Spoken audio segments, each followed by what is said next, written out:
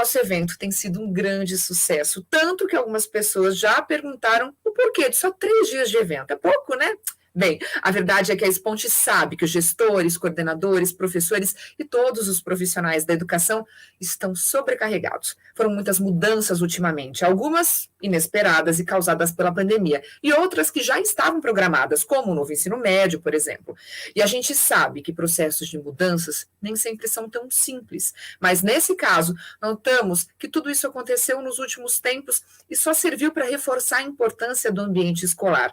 Além do mais, sabemos que a inovação é um desafio constante, mas que também pode revolucionar o ensino.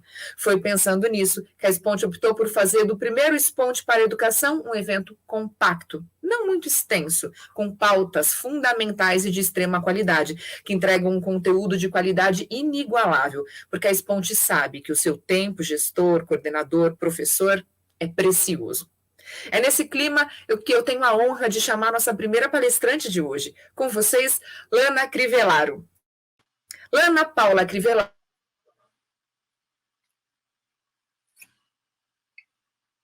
é consultora educacional da Unesco, avaliadora de regularidade educacional, pós-doutoranda no Instituto de Estudos Avançados da USP, o IE, pós-doutora em Educação e Saúde Coletiva pela Unifor, doutora e mestra em Educação pela Unicamp, membro fundadora da Associação Nacional de Educação Básica Híbrida e de 2016 a 2019 foi coordenadora geral do Núcleo da Associação Brasileira de Educação à Distância no estado do Ceará. E a partir de 2019 foi diretora da ABED. Hoje ela irá falar sobre as transformações metodológicas para manter alunos engajados. Um tema super relevante para o atual contexto educacional. Já fica o aviso, quem tiver qualquer dúvida ou quiser participar, quiser fazer pergunta para a Lana, é só você escrever aqui no chat, que no final da palestra a gente vai ter um tempo para perguntas e respostas. Combinado? Lembre-se de dizer o seu nome, o nome da instituição que você representa e o local de onde você está falando. Lana, uma ótima tarde para você, seja muito bem-vinda, o espaço agora é todo seu. Muito obrigada, Jéssica. Boa tarde a todos. É uma enorme satisfação aceitar novamente esse convite dessa equipe maravilhosa da Esponte para debater sobre esse tema, né? As transformações metodológicas, pedagógicas que estamos vivendo, né? São tantas incertezas, tantas inseguranças, trabalho redobrado para podermos vivenciar nesses últimos 2 anos, praticamente, né? E nós nos levamos a pensar e refletir sobre esses desafios da educação, a importância de reorganizar a escola, de alinhar as novas diretrizes curriculares trazidas pela BNCC, né? Então, eu vou iniciar aqui meu discurso, mas eu não quero que pareça um discurso colocando toda a responsabilidade na formação dos professores, mais ainda nas costas dos professores que fizeram assim um papel incrível, né? Às vezes dá a impressão de que nós estamos depositando nas costas dos professores toda a responsabilidade pelo modelo educacional que nós estamos vivendo. Mas, na verdade, não é isso, né? Todas as mudanças, as readequações pedagógicas, essas transformações escolares, elas estão nas costas do professor, entre aspas, porque eles estão na linha de frente com os alunos, né? Então, eles é que estão, assim, se reestruturando, fazendo acontecer, foram eles que mantiveram a escola viva, né? Foram eles que mantiveram esse tempo todo, até mesmo apoiando famílias, apoiando alunos, né? Então, os esforços que os professores trouxeram nesses tempos, né? E não deixaram a escola fechar, não deixaram a família se desesperar mais e não saber o que fazer com a criança em casa, né? E também não deixaram a criança perder muito o ritmo da aprendizagem, porque quando a gente fala que a criança perdeu a aprendizagem, perdeu o conhecimento, na verdade ela não perdeu, porque ela nunca encontrou, ela estava nesse processo. Então, o professor foi responsável por manter um ritmo de aprendizagem e não deixar tantas lacunas, né? Então, é nesse sentido que eu comento sobre as transformações metodológicas, E descrevo, primeiramente, aplaudindo em pé todos os professores, mas colocando aqui também uma reflexão para a gente conversar um pouco sobre essas transformações, né? Falei já quase uma palestra. Posso continuar, Jéssica? Com toda certeza. A gente está aqui para te ouvir. A gente sabe o que você mais tem conhecimento para dividir. Ai, que incrível te ouvir. Vamos lá. A gente muito obrigada. Deixa eu só comentar com o pessoal.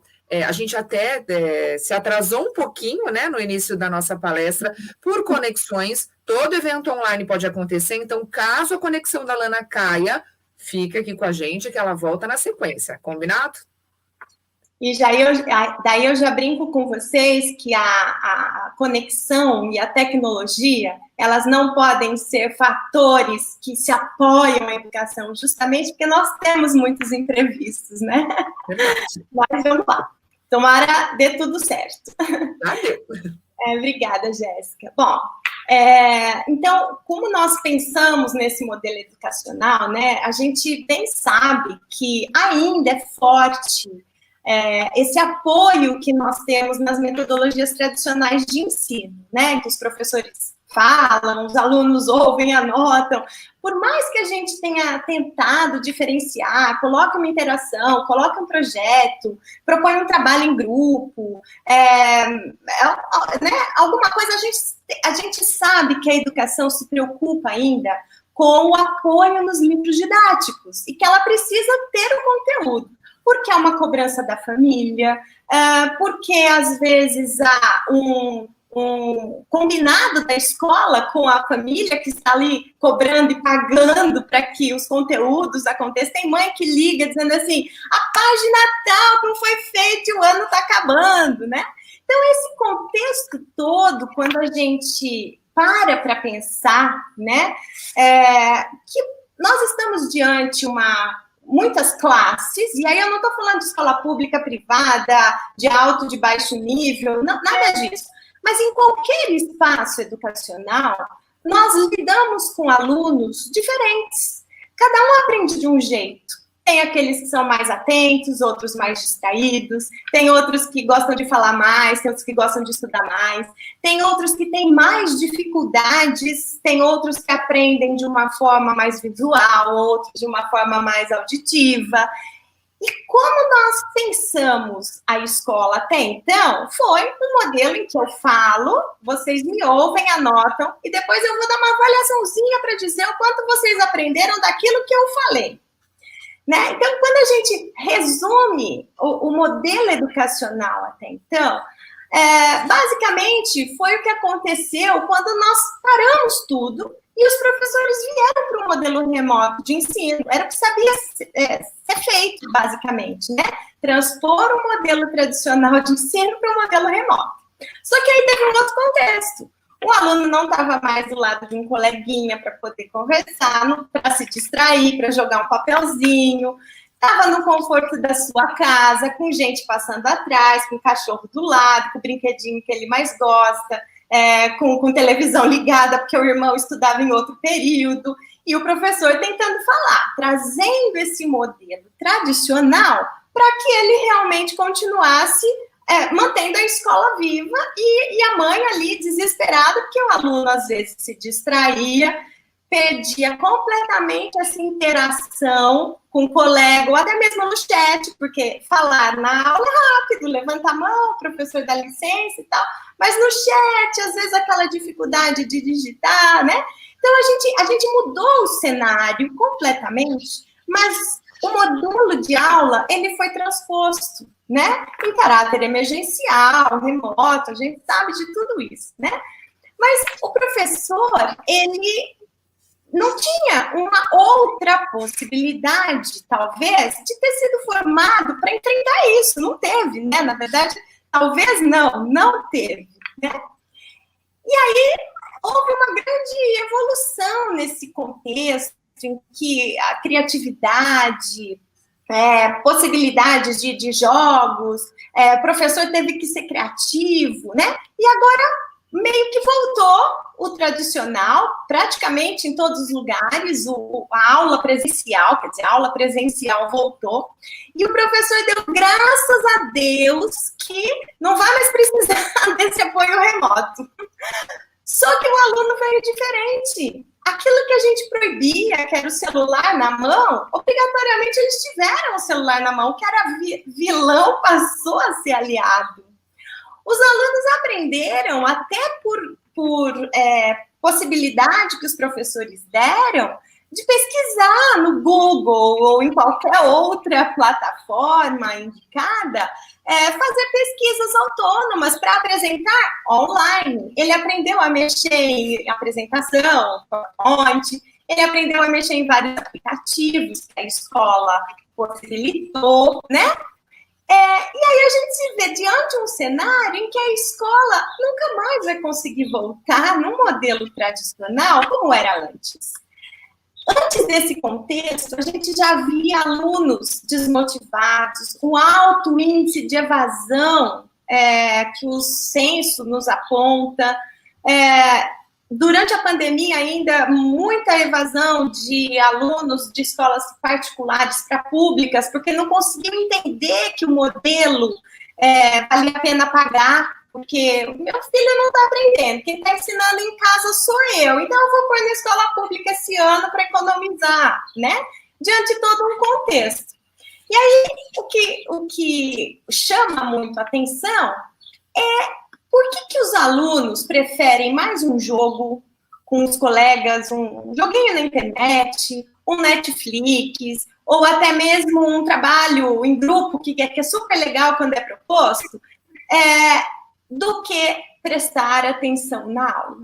Então, parando para pensar em todo esse cenário, né, em todo esse momento metodológico, a gente entende que é hora de parar, não ter mais resistências, né? E é uma discussão fortemente importante para que não só nas costas do professor, mas professor, escola, família e alunos entendam que o momento da mudança chegou, né? Então, como é que a gente muda? Formando professores que estão na linha de frente. Mas para que essa formação aconteça, nós precisamos também que a escola apoie e entenda que o professor não é responsável sozinho, ela é. Que a família entenda que uma mudança metodológica, ela é importante e que o ensino não é só da escola, também é da família. Há um acordo complementar entre todos esse ecossistema, se assim podemos chamar, né, educacional, que envolve família, gestão, alunos e professores, né? Então, essa reflexão que nós precisamos entender, ela demanda, sim, uma proposta metodológica em que nós possamos adaptar esse modelo presencial. Eu não estou dizendo que ele tem que ser excluído, mas eu estou dizendo que não dá mais para ser só ele, só aulas expositivas, né? Quando o professor fala, mas eu faço projeto, eu interajo com o meu aluno, o seu aluno continua super engajado, motivado e torcendo para chegar segunda-feira logo para ele voltar para a escola? Ou será que ele está torcendo para chegar sexta-feira para ficar em casa no fim de semana com amigos, com espaços, né? Então, nós podemos pensar que as escolas, muitas eu tenho visto, que falaram assim, não, a gente fez um super investimento em tecnologia, nós estamos com as aulas equipadas, nós estamos com tudo que é possível, né? Contratamos sites, contratamos plataformas, ela vira, dá pirueta, ela vai, ela volta, só que a tecnologia não vai resolver todo o problema sozinho, né? Os professores não darão conta dessa transformação pensando em depositar só na tecnologia, que aqui a gente bem colocou, né, Jéssica, no começo, pode ser que trave, pode ser, a gente ainda, estamos estudando a tecnologia 5G, mas ela ainda não chegou, e nós sabemos que muitos espaços por aí não tem tecnologia, não tem aparelhos, não tem recursos, então não dá para achar que a tecnologia vai mudar a escola. Não é isso. Nós precisamos dela como um apoio. Ela não é o fim, ela é o meio, né? Isso é um discurso que todos nós de escola sabemos, mas às vezes dá a impressão de que não. Eu vejo muita gente dizendo, eu vou investir na formação dos meus professores agora, primeiro porque eles já estão buscando, eles escolhem o que eles querem, saem fazendo cursos por aí. E segundo, porque eu fiz um super investimento na escola em tecnologia, eu coloquei tudo que é de ponta, né? Os professores não devem estar sozinhos nessa transformação, eles não devem ter mais essa responsabilidade do uso da tecnologia como sendo responsáveis por segurar essa atenção do aluno, né? Eles não são culpados por tudo isso que tem acontecido. Eles estão simplesmente, reforço, na linha de frente, tentando fazer com que todos os alunos voltem para a escola, com que a lacuna do aprendizado volte a acontecer, mas agora os alunos voltaram num outro contexto, experienciando a tecnologia e que pode sim ser um aliado ao professor, né? Então, o professor que tem essa consciência, ele já está usando, mas é importante ainda que ele tenha essa adequação. Quando nós pensamos e olhamos para a base, para a BNCC, né, é muito explícito quais são as propostas pedagógicas que eles estão propondo, né? Propõe uma proposta centrada no aluno, né? E propõe que eles tenham interações em trabalhos, experimentações, né? Acho que eu fiz um slide para a gente comentar sobre essas 10 competências e que vai facilitar essa visualização. Vou pedir o primeiro slide, por favor. Quando nós olhamos para essas 10 competências, nós entendemos que elas são traçadas, basicamente, né? Eu não trouxe exatamente na íntegra como a BNCC traz, mas a gente pode entender que ela traça a responsabilidade à cidadania, ela traça o conhecimento do aluno, que ele tem autonomia para buscar esse conhecimento, ela traça trabalhar com pensamento científico, crítico, criativo. Acho que não está conseguindo colocar. Estou solicitando aqui para o pessoal da nossa produção para colocar o primeiro slide. Mas tudo bem, é só para a gente reforçar. Isso, enquanto eles vão colocando aqui, a gente vai falando. Pronto, vai entrar o primeiro slide agora. Obrigada. Então, deixa eu ver aqui, se eu não esqueci de nenhum. Quer dizer, acho que eu falei uns 4 ou 5 só. Próximo slide. Isso, olha lá. Então, quais são essas 10 competências, né? A responsabilidade, a cidadania, o pensamento crítico, criativo e científico, né, do aluno, a questão do conhecimento, da autonomia, o repertório cultural que a gente deve envolver esse aluno, a comunicação, que ele tem que ter essa interação com todos os tipos de públicos, a questão da cultura digital, que tem a ver aqui com a tecnologia que a gente tanto falou, que já foi colocada nas mãos desse aluno, o trabalho e o projeto de vida, e a argumentação, autoconhecimento, autocuidado, empatia, cooperação, colaboração. Então, esse resumo por palavras de tudo que a base traz para todos os anos, né?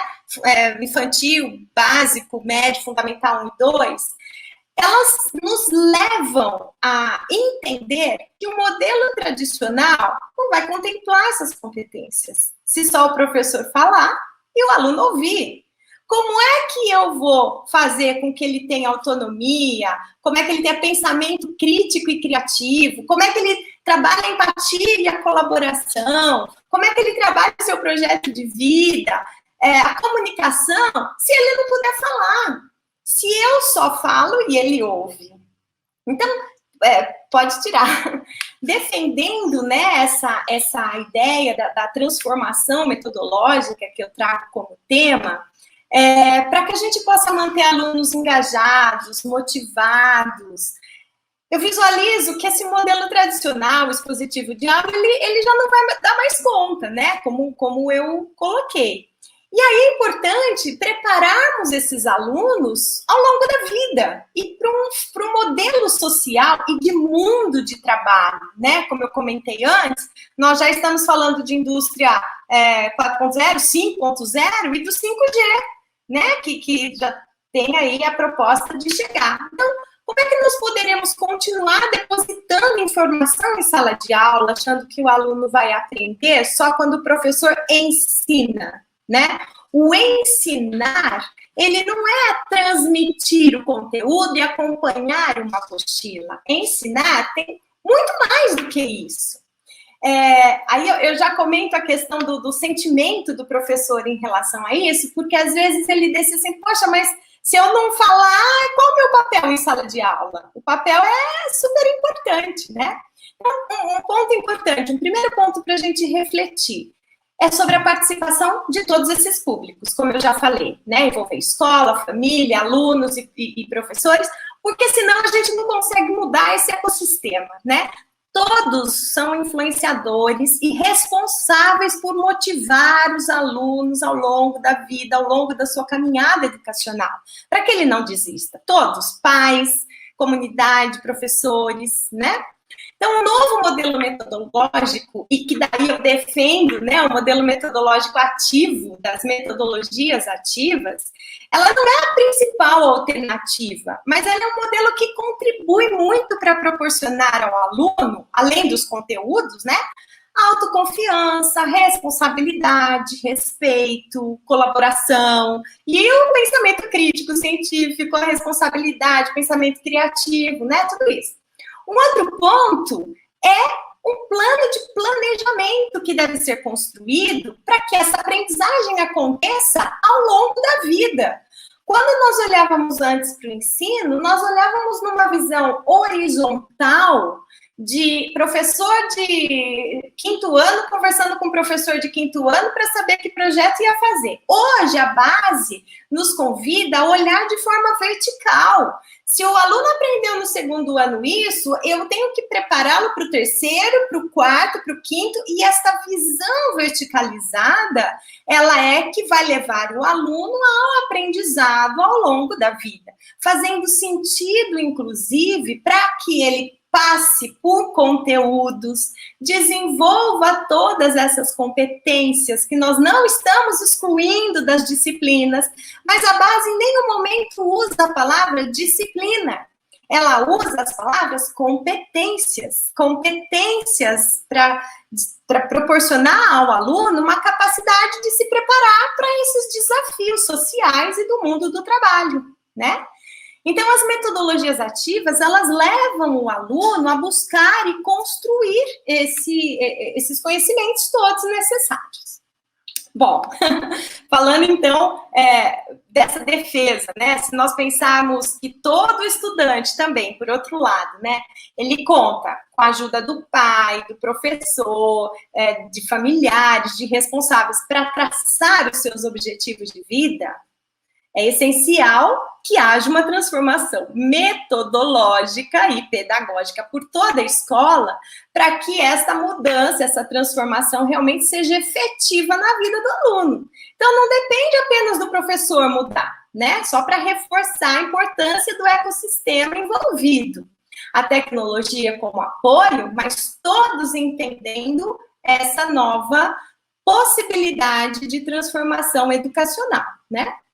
Todos nós sabemos que não é um desafio fácil, que não existe receita pronta, que não existe uma fórmula que tem alguém vendendo. Na verdade, a gente até diz, né, eu estou vendendo uma solução que vai acabar com todos os seus problemas. Não vai, porque a solução tecnológica não vai acabar com os problemas enquanto nós não olharmos para todas essas possibilidades, inclusive metodológicas, né?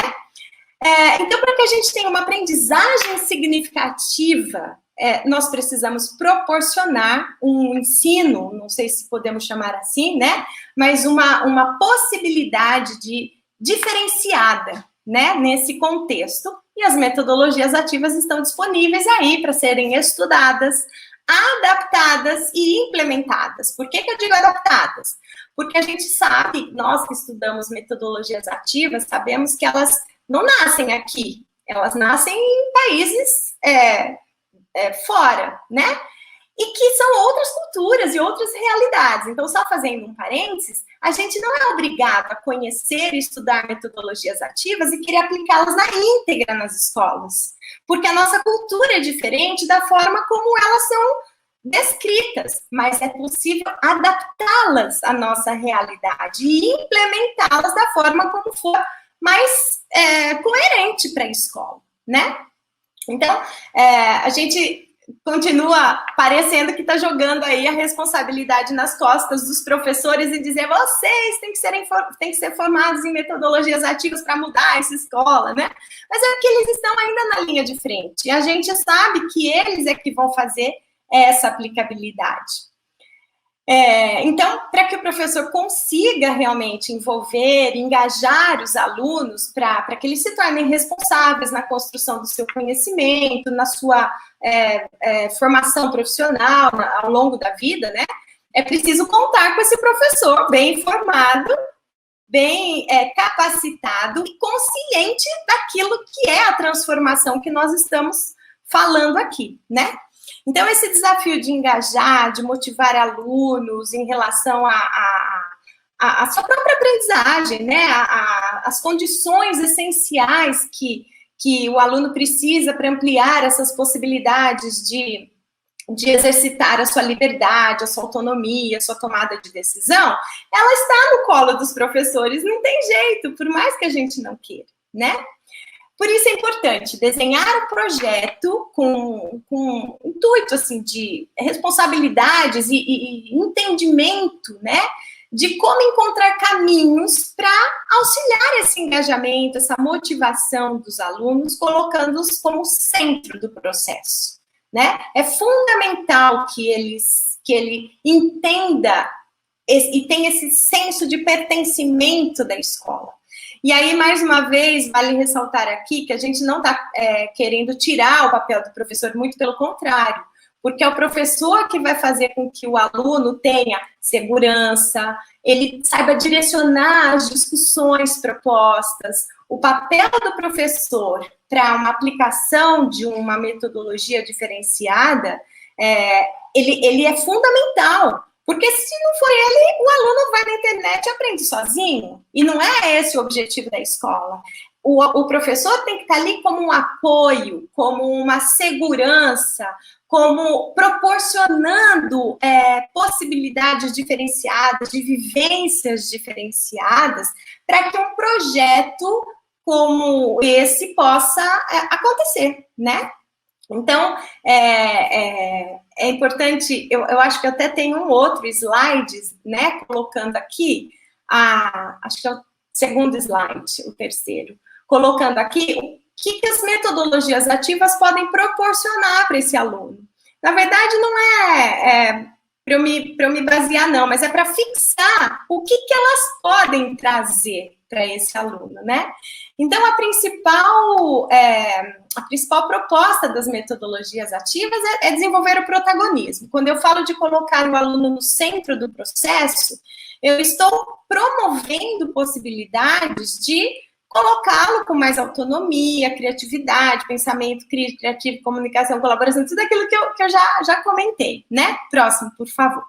Nós temos alguns teóricos que nos apontam ainda o método de aprendizado passivo e o método de aprendizado ativo. O que eles trazem para o aluno, né?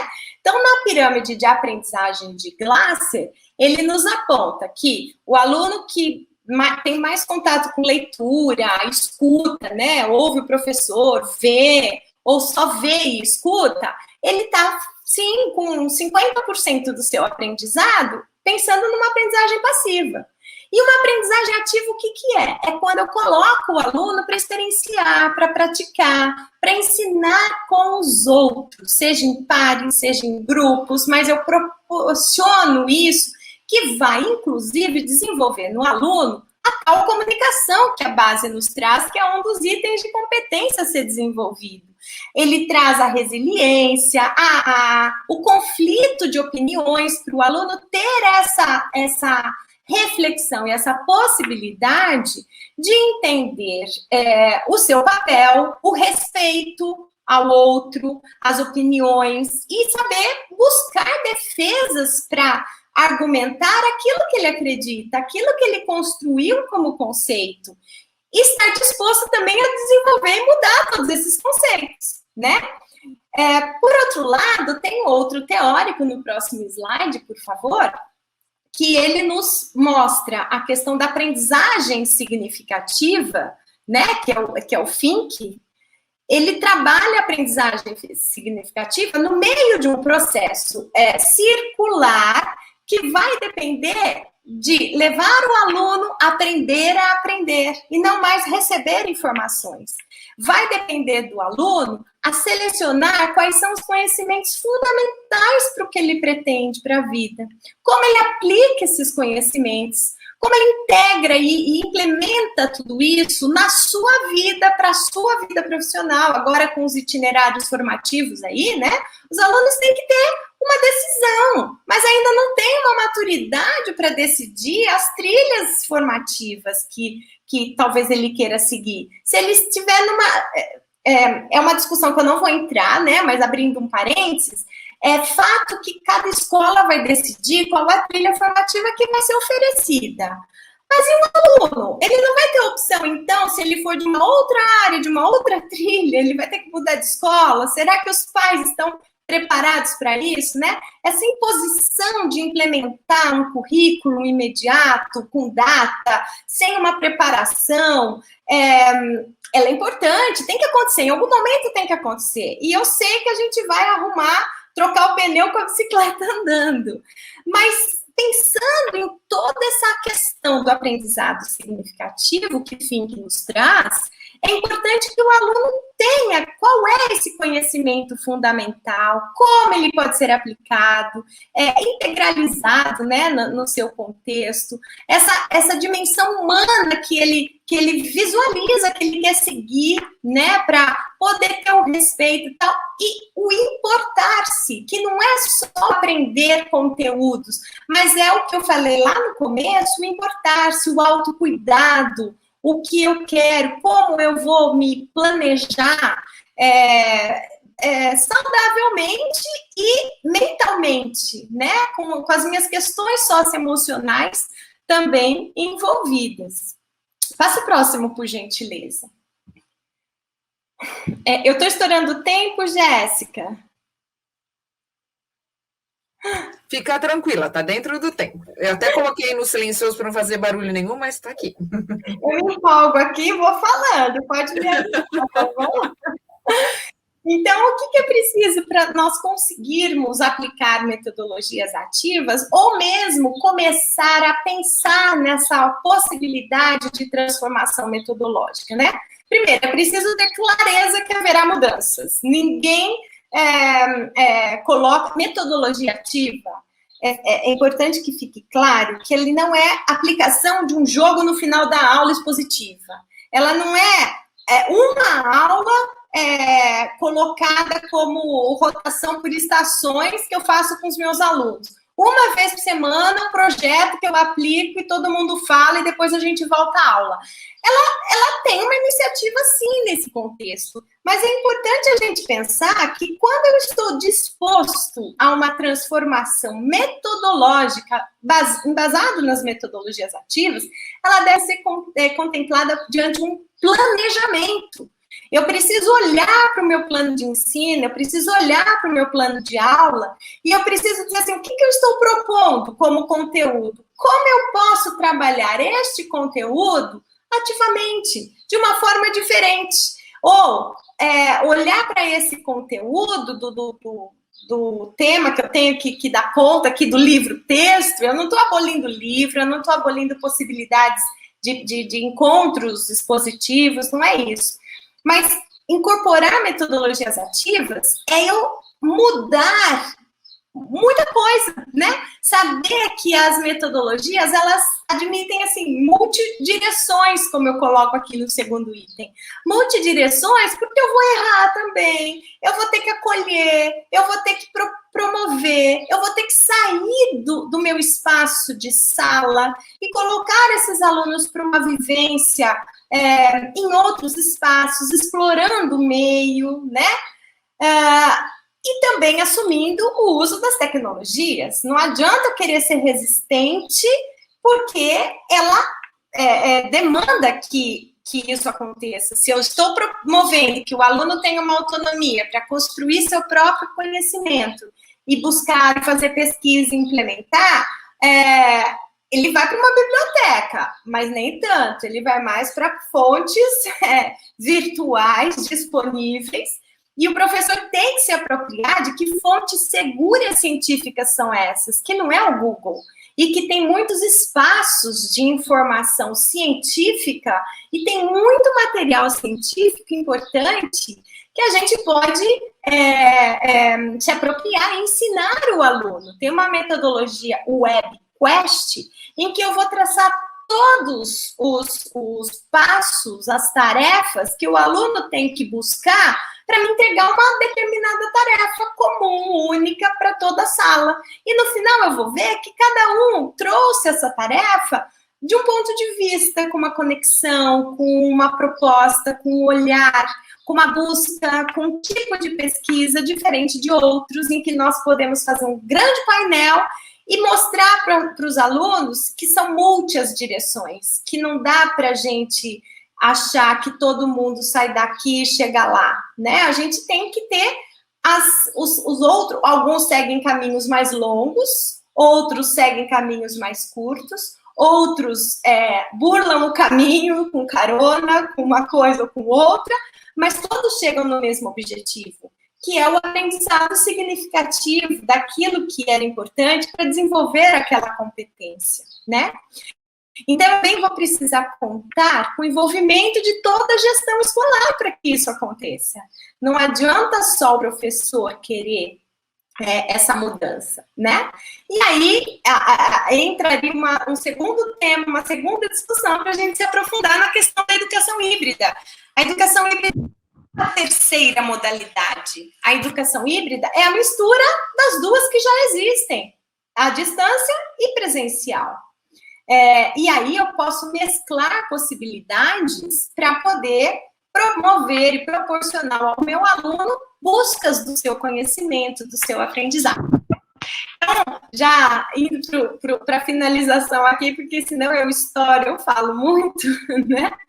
É importante ressaltar que as metodologias ativas, ela, de novo, né, ela não tira o professor de cena, tá? Ela coloca o professor ainda mais no pedestal. E ela requer práticas que exigem esse movimento de busca, de crítica, de estudo, de produção, de autonomia, de compartilhamento entre pares, entre grupos, colaborativo, né? De todo o ecossistema que eu comentei inicialmente. Também família envolvida, escola, gestão, né? Eu que vivi metodologias ativas por muitos anos, e como professora e também como aluna, Jéssica, eu não consigo hoje ter uma aula tradicional, apesar desse espaço aqui, eu estar mais falando do que interagindo, mas é um espaço de exposição de pensamentos, né?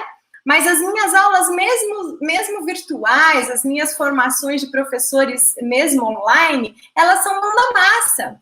E quando a gente vivencia como aluno, no caso o professor ser aluno, tendo a metodologia ativa aplicada, ele vai ter essa experiência para depois poder replicar. E aí, quando a coisa é muito boa, algum projeto sai, alguma proposta sai, ele vai externalizar essa vivência, essa experiência que ele, professor, teve, para poder aplicar com seus alunos sem medo de errar, né? Quando a gente vive uma coisa muito boa, uma experiência muito boa, o que a gente quer? A gente quer contar, a gente quer indicar para os outros, a gente quer dizer, vá, faça como eu fiz, é bom demais, eu nunca mais vou esquecer, isso ficou na minha vida, eu vivenciei, eu participei, eu aprendi, eu conquistei, enfim. Então, quando o professor entende, vivencia a formação em metodologia ativa, ele não tem como continuar dando a sua aula expositiva só falando para o aluno ouvir. Ele vai começar a fazer uma série de conexões e ter ideias para querer trazer isso para os seus alunos, né? Então, para a gente ir fechando aqui, acho que tem mais um slide, deixa eu ver o que eu coloquei aqui. Eu falo mais do que o slide, tá vendo? Só um agradecimento, obrigada. Fica aqui meu contato à disposição. Então, só para a gente conseguir agora discutir, debater e ouvir as questões que estão sendo colocadas, né? O professor que é levado a esta vivência, ele não deixa de aplicar. Ele põe um pouquinho, depois ele experimenta de novo, e ele vê como os alunos passam a se motivar e a se envolver também. Perfeito. Que incrível. Que incrível a sua palestra, Alana. Já chegaram algumas perguntas, o pessoal do marketing estava mandando agora, e a gente também acompanhando aqui nos comentários. Algumas são perguntas, outras são comentários, eu vou querer que você disserte um pouquinho sobre eles. Olha, a primeira pergunta vem do professor Alessandro, e ele diz assim: é necessário usar a internet para atrair a atenção dos alunos? Eu consigo atrair a atenção deles sem o uso de internet hoje em dia? Ou seja, a internet é só o que nós temos para usar hoje em dia?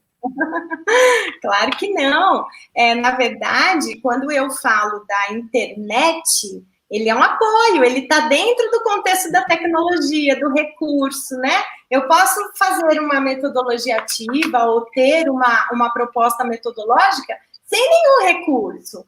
Se eu pensar numa escola pública, obviamente que eu vou ter essas dificuldades de recursos, inclusive, né? Então, não depende só de internet. Tem a entrevista com o colega da sala, com a família, a receita de bolo que era da minha avó, ela pode ter as questões matemáticas envolvidas, as questões, uma brincadeira de mercadinho, a criança num tanque de areia trocando brinquedinho com um colega, é uma forma ativa de aprendizado, não é um momento só de brincadeira na areia. Tem muitas possibilidades que podem ser aproveitadas para desenvolver competências. Perfeito. O Joaquim Schneider mandou o comentário. Não existe receita pronta, mas tem muita escola comprando o modelo pronto para se adequar ao novo ensino médio. É verdade, Joaquim, tem mesmo. Por quê? Porque é novo, não tem uma formação, e quem se apropria dessa possibilidade de vender o modelo e da escola que ainda não se mobilizou para isso, já estamos praticamente em dezembro, tem que implementar em janeiro, ela vai comprar. Né? Então, assim, realmente não existe pronta, mas quando não há uma mobilização de dentro para fora, o fora entra para dentro e é vendido. Verdade. A Noeli Fernandes até comentou agora, né, que é uma verdade, e a Nanda Fiorucci mandou assim: me formei esse ano em letras e o meio acadêmico ainda vilaniza demais ensino híbrido. Demorei para entender que pode ser o nosso aliado, assim como o livro já foi tecnologia um dia. Desculpa, Jéssica, eu acho que no meio da fala, acho que cortou para mim. Você pode repetir a pergunta? Claro, com certeza. Vamos lá, a Nanda comentou assim: me formei esse ano em letras e o meio acadêmico ainda vilaniza demais o ensino híbrido. Demorei para entender que pode ser o nosso aliado, assim como o livro já foi tecnologia um dia. Sim, exatamente. Veja bem, Nanda, quando a gente fala do ensino híbrido, a gente está falando de mesclar duas possibilidades, mas não é só presencial e EAD. tá? O híbrido, ele pode ser um momento expositivo com uma metodologia ativa, ele pode ser uma visita técnica com uma discussão em grupo. O híbrido é quando a gente mescla duas possibilidades. Obviamente que o ensino híbrido traz as duas modalidades, né? Mas isso não é tudo. Se eu pensar na educação híbrida como um todo, eu estou falando de mesclar tecnologia também como apoio e aliado, assim como o livro, mas eu também estou falando de mesclar possibilidades metodológicas de levar o aluno a construir seu conhecimento. Eu não estou abolindo a questão expositiva, muito pelo contrário, tem metodologias ativas que primeiro o professor ensina, aí ele aplica uma avaliação, aí ele vê se o aluno aprendeu quantos por cento. Se ele aprendeu menos de 30%, ele põe os alunos em pares. Se ele aprendeu mais de 70%, o professor continua a sua aula expositiva, veja. Então, isso tudo é um modelo possível, né? Essa metodologia que eu estou citando é Peer Instruction, que é entre pares. Às vezes o professor percebe que a fala dele não está compatível com a aprendizagem do aluno, mas o colega que entendeu vai poder ensinar o outro. Então, assim, são várias possibilidades de mesclar. O híbrido também vai nesse sentido, não só presencial e EAD, tá? É importante isso ficar claro. E também, em nenhum momento, eu estou falando para abolir o livro, tá? Não é isso. Mas uma folha de livro, ela traz conteúdo. Isso é uma informação. Como é que eu vou trabalhar aquela página, aquele conteúdo de forma significativa para o meu aluno, que ele vivencie, que ele entenda, que ele conheça, que incorpore aquele conhecimento, né? Não é só fazendo o exercício que o livro traz, é nesse sentido a discussão. E o Marcos Leão acabou de comentar assim, Lana, sou professor de escola pública e temos todos os problemas possíveis, mas o maior deles está na aceitação do novo pelos pais e pelo próprio sistema, professores, pedagogos e diretores. Isso mesmo, Marcos, foi o que eu comecei falando desde o início.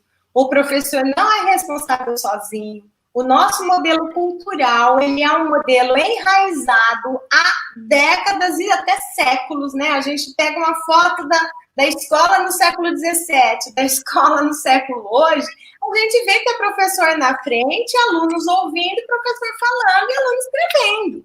Então, realmente, a gente tem que envolver todo um ecossistema. O professor só vai conseguir mudar quando a escola apoiar e dizer para a família que agora vai ser assim. E trazer essa segurança para a família de um novo modelo, para que ela não cobre conteúdo, mas sim cobre aprendizado ao longo da vida. Leve o aluno a desenvolver as competências necessárias para enfrentar esse mundo do trabalho que chegou de forma tão avassaladora com tantos desafios, né? Você tem razão. Esse ecossistema é importantíssimo que esteja envolvido. Perfeito. Ana, obrigada pelo seu tempo, pelas palavras, por compartilhar tanto conhecimento e tanta simpatia, né, de forma tão gentil. Eu acho que faz parte também da educação, a simpatia na hora de passar a informação. Obrigada. Queria que você deixasse uma mensagem para quem nos acompanhou agora, para quem assistiu a sua palestra. Eu quem agradeço, Jéssica, para você que me acompanhou o tempo todo aqui, ficou junto comigo.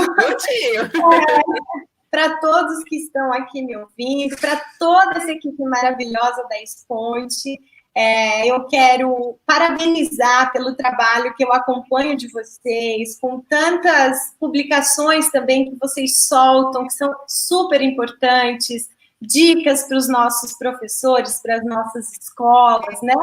E que a gente saia desse senso comum, que a gente entenda que não existe um novo normal, porque senão ele vai se tornar normal de novo. Existe um novo momento educacional que a gente tem que se adaptar a ele, a gente tem que entender, não é regredir, não é mudar aquilo que sempre deu certo, mas os alunos hoje são outros.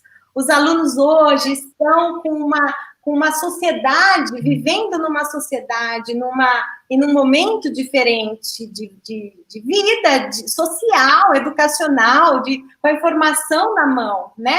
E se nós, professores, continuarmos achando que preparar as nossas aulas, os nossos PowerPoints, ele é tudo, o aluno vai continuar e se aprofundar nos questionando, porque às vezes tem aulas muito melhores na internet, já disponíveis publicamente. A gente tem é que usar isso, fazer a curadoria do que tem de bom, para poder transformar o nosso modelo e discutir com o aluno o que é bom, o que é ruim, para que ele crie e gere esse pensamento crítico. E está nas nossas mãos, não tem jeito, né? Nascemos para ser professores e assim eu acho que morreremos. A gente até tenta desistir, viu, Jéssica, mas não pode. Mas quem nasce com uma vocação, quem nasce com um dom e com uma paixão, não adianta, isso vai até o final mesmo. É muito grande. A gente entra, briga, discute, tenta, erra, não podemos ter medo de errar. Mas é isso, eu quero encorajá-los a fazer uma educação diferente para os novos tempos. Muito obrigada. Ana, nós que agradecemos. Obrigada mesmo por dividir tanto conhecimento, compartilhar um pouquinho aqui com a gente na sua tarde. Obrigada por dividir o seu tempo também. Obrigada. Muito obrigada, até a próxima. Até. Ótima tarde. Obrigada. Tchau. Tchau, tchau.